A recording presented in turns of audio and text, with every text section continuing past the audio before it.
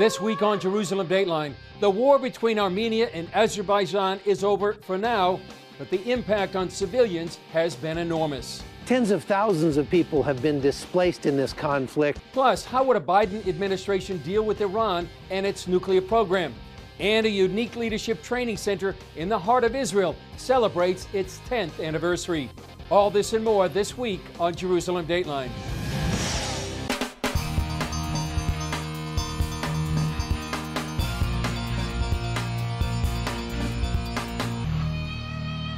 Hello and welcome to this edition of Jerusalem Dateline. I'm Chris Mitchell. On November 10th, Armenia, Azerbaijan, and Russia signed an agreement to end the 6-week-old war between Armenians and Azeris and stop the latest round of fighting in a decades-old conflict. Armenia's prime minister called the deal incredibly painful for me and for our people. On Facebook, he said the decision was based on deep analysis of the combat situation and warned the whole of Nagorno-Karabakh would have been lost. The decades-old conflict reignited in September over Nagorno-Karabakh.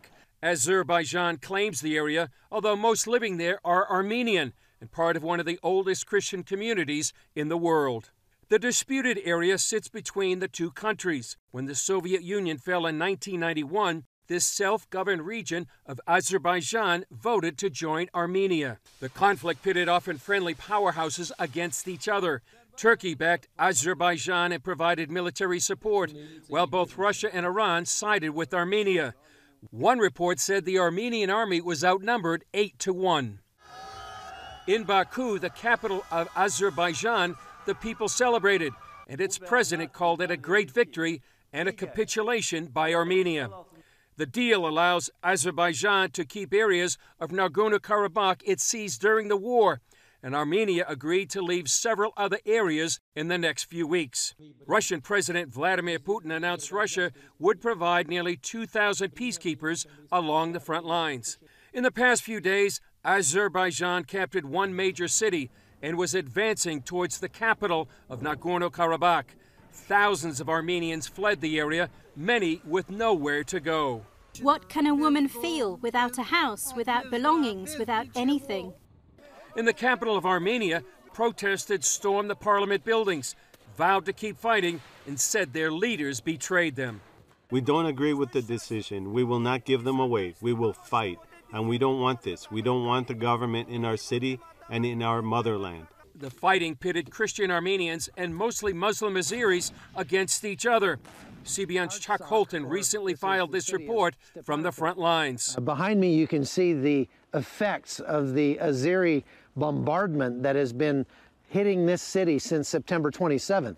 Of the 150,000 people who live in this area, most of them have already had to flee, but there are still tens of thousands of people that are staying here, sleeping in their cellars, in their basements, and listening to the daily barrage of random artillery that's falling on this city. Some Armenians told Holton they saw the war as an existential threat. They want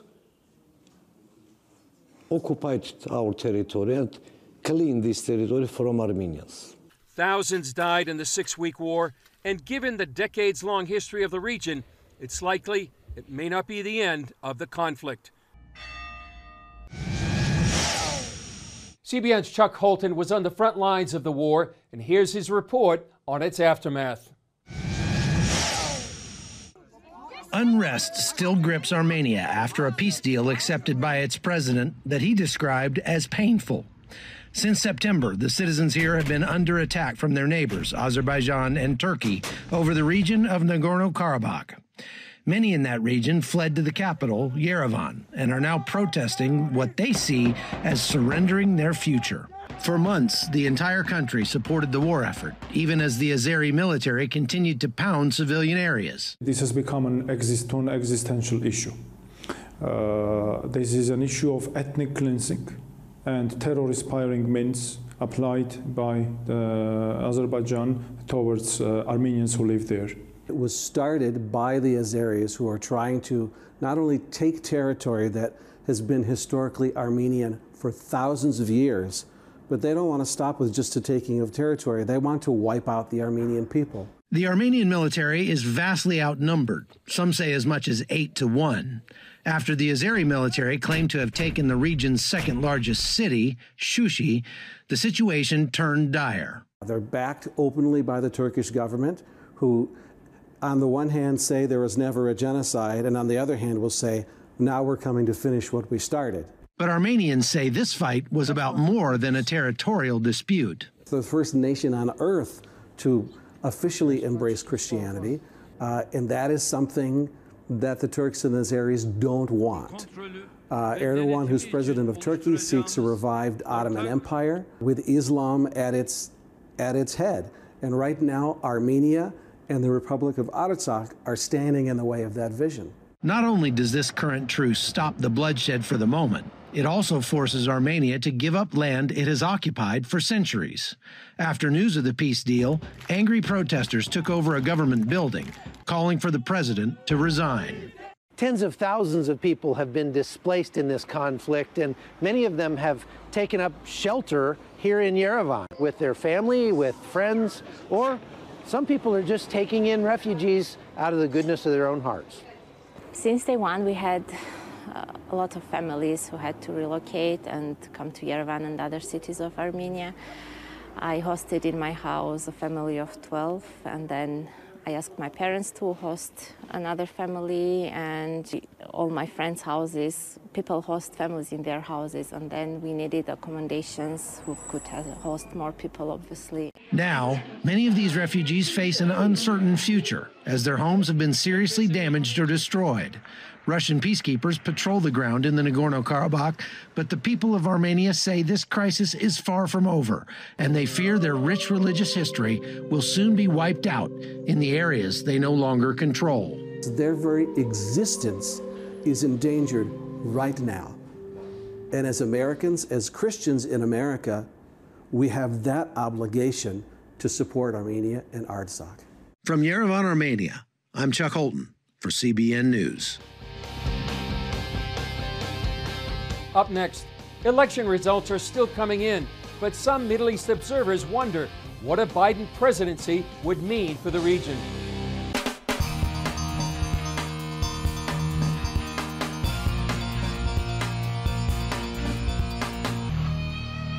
With the presidential election still hanging in the balance, one major consequence is U.S. policy in the Middle East. Here's two reports on the potential relationship of a Biden-Harris administration with Iran and with the Palestinians. Israeli Prime Minister Benjamin Netanyahu and President Reuven Rivlin congratulated Joe Biden Sunday after his victory address. While final results could be tied up in the courts for weeks, Israeli leaders are already looking at one major foreign policy difference between President Trump and a potential Biden administration. The main concern for us is the Iranian issue. Vice President Biden said very clearly that he wants to re-enter the JCPOA, the agreement with the Iranians. He wants to improve it. But we know the Iranians, they will play their games. They will continue with deception, with lies. And at the end of the day, they will have the same agreement. The Obama administration forged the nuclear deal in 2015, and President Trump ended it in 2018. Former Vice President Biden and Senator Kamala Harris are on record to renew the deal. Their website states if Tehran returns to compliance with the deal, President Biden would re-enter the agreement, using hard-nosed diplomacy and support from our allies to strengthen and extend it. CBN News reached out to the Biden campaign asking if there has been any change. They have not responded as of airtime. We are worried about it, and if the U.S. will decide to re-enter the JCPOA without making the crucial changes, Israel will have to recalculate our approach to the nuclear race of Iran. Former Israeli ambassador to the UN, Danny Danon, tells CBN News what that recalculation entails. We will say very clearly, we will keep all options on the table. We will not allow the Iranians to obtain nuclear capabilities. So we will do whatever is necessary. We have the means to make sure that it will never happen, and we mean it. For the Biden campaign, a renewed Iranian nuclear deal would be on the table. While President Trump made history with the Abraham Accords, some believe a Biden White House would renew focus on the Palestinians. A Biden presidency would return to the policies of both the Obama administration and Clinton administration. We're giving precedence to the achievement of a Palestinian state based on the 67 borders with East Jerusalem as its capital. While the Biden-Harris website does not address the issue directly, Senator Harris told the Arab American News, "We are committed to a two-state solution, and we will oppose any unilateral steps that undermine that goal. We will also oppose annexation and settlement expansion.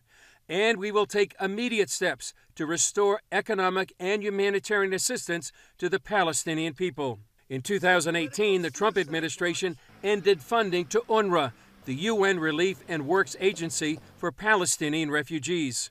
Over a period of 2.5 years, he got information to show that the UNRWA was actually a terrorist advocate, and he did what needed to be done and cut them off. UNRWA is making every sign that they expected Biden to reverse that process. David Badin has investigated UNRWA for 2 decades.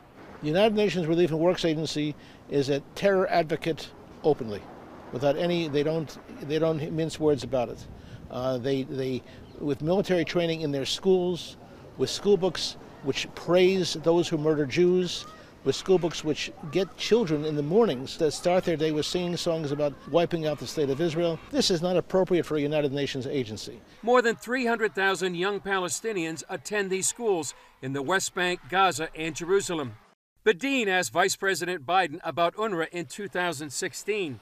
Biden's written response said in part, "While there is still work to be done, Palestinian government has made significant progress in reducing inflammatory rhetoric and revising official textbooks." Now, I want to be very fair about this.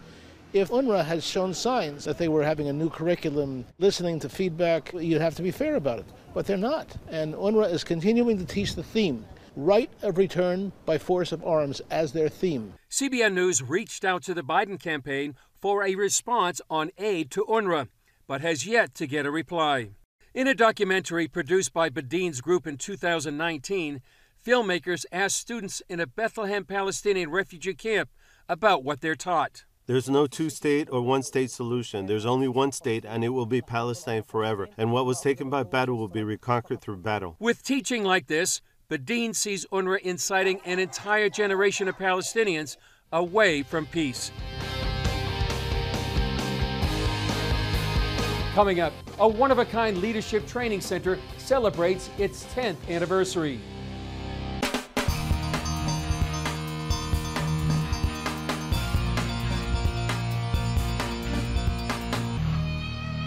Here's part one of a two-part story on a remarkable center in the heart of Israel.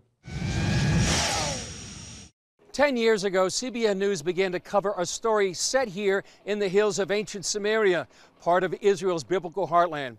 It began a partnership between Jews and Christians in building a one-of-a-kind training center here in the heart of Israel. Here's a look back at our story from 2010. These young Israelis are having fun, but it's fun with a purpose. You learn things about yourself that you didn't know before, you overcome fears, and it just makes you better.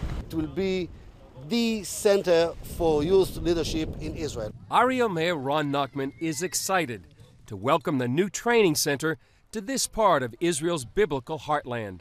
There's nothing like that in Israel, and the concept is the key, is the essence of everything. It's not just climbing the high ropes or something like that. No.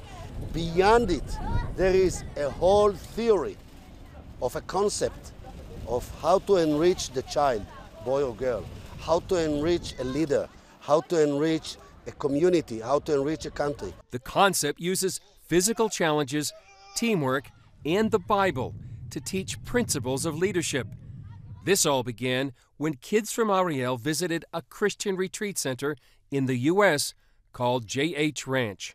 And when the children came back from the ranch, they changed their whole behavior. And mother said to me, what I did not succeed to do with my child in the last 16 years, you did it in 2 weeks. It's the perfect outdoor classroom. Heather Johnston and her husband Bruce direct the J.H. Ranch. They suggested the idea to Nachman of a national training center for Israel's youth. He agreed that maybe this would be a great idea. And so he came to JH Ranch, and he is the one who really has birthed the vision in the nation of Israel. The program, endorsed by Israel's Ministry of Education, is based on the characters of the Hebrew Bible. Leaders like Abraham and Moshe and Esther and all of these leaders that really rose up at climactic times in Israel's history. How did they relate to God? Israelis want to develop what they describe as a Joshua generation. A generation that can come forth with a real new dynamic inside themselves, a spirit of courage and of faith in God, and an understanding of who they are in relation to themselves, the nation, and also the world. The Leadership Center is just a few months old, and so far several hundred have attended the course, but the eventual goal is for thousands, and then tens of thousands of Israelis to go through the center. Nachman says developing the center has been a remarkable partnership of Christians and Jews. Without the connection, I would say, and the connection and the relationship between us and our friends, the Christians in the United States, I could not raise this park. The center has already had an impact on the kids. If you want to enrich the young boy or girl, you need to give them some values that they will escort them to the rest of their life.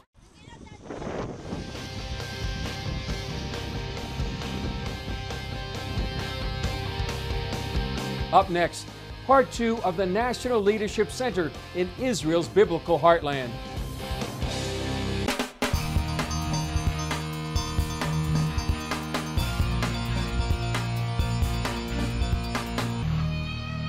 Here's part 2 of our story on JH Israel. 10 years later, the goal of tens of thousands has been met. In fact, 85,000 have gone through the center. The late mayor of Ariel, Ron Nachman, a man of legendary zeal and energy, has tragically passed away, but his vision for the National Center lived on. It not only fulfilled his vision, but many see it as the fulfillment of biblical prophecy. Ziplining can be a blast, and it's even better when the fun includes a purpose. This place is amazing. There is like so much important things here. It prepares you to be able to do things that you couldn't believe that you will do. And that's the goal of the National Leadership Training Center. Its strategy?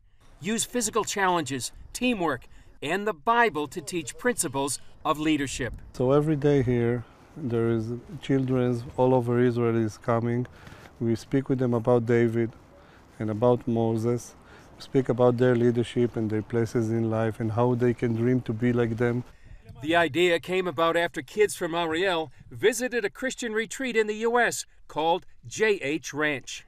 Ranch directors Heather Johnston and her husband Bruce first suggested the idea of a similar training program for Israel's young people to Ariel's late mayor. Ron Nachman came to JH Ranch himself, and while he was there, we shook hands across the table on 7707 and agreed that we would build together a national leadership site for Israel.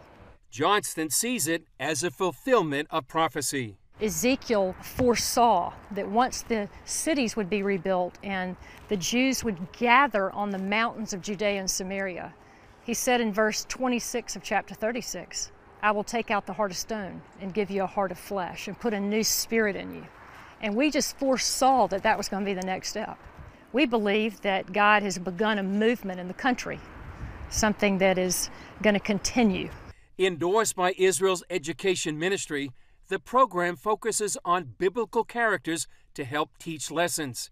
For example, this obstacle is called Goliath. Participants stand on an 18-inch platform at the top of a 30-foot pole. They jump 7 feet out and 7 feet up to grab a trapeze. The pole represents Goliath, the intimidating giant that stood and ridiculed Israel and literally stopped the military in their tracks. Well, in a similar way, we have Goliaths in our life, these huge giants, circumstantially, relationally, and we have to somehow find ourselves overcoming that or not overcoming it. and trusting God at the same time, because the person on belay, if you happen to miss the trapeze, guess what? You've just done a free fall into the open space. But the wonderful thing is that the belayer below is God. That person acts like God in your life, and they're always going to catch you. And now, more than 7 years in the making, the center met their goal, and it attracts people throughout Israel. People are telling each other over the medias, over people that bringing their friends. This is the way that we are recruiting people to come here. Johnston describes it as a remarkable partnership between Christians and Jews. It makes me feel like that we're a part of the unfolding of biblical history. God said, I'm going to beckon to the Gentiles, Isaiah 49:22, and I'm going to lift a banner to the nations, and they're going to carry you. They're going to put your daughters on their shoulders, your sons into their arms. In other words, when I want to rebuild this nation, I'm going to do it relationally. The park has already had a positive impact across generations and worldviews. I see parents and teenagers that start speaking with each other. I see Arabs and Jews speaking together. And remember Goliath? The pole shakes, and now the thing is to get over the platform. This reporter decided to take the challenge. There's a reason they call it the leap of faith. See for yourself. 1, 2, 3. Well, being on the Goliath was quite a challenge. Since that story, the National Leadership Center has grown even more. And after 10 years, many see an even greater future and believe that the best is yet to come. Chris Mitchell, CBN News at the National Leadership Training Center, Ariel Samaria, in Israel's biblical heartland. Well, JH Israel is a remarkable center in the heart of Israel that's changing lives. Well, that's all for this edition of Jerusalem Dateline. Thanks for joining us. Remember, you can follow us on Facebook, Twitter, Instagram, and YouTube. I'm Chris Mitchell. We'll see you next time on Jerusalem Dateline.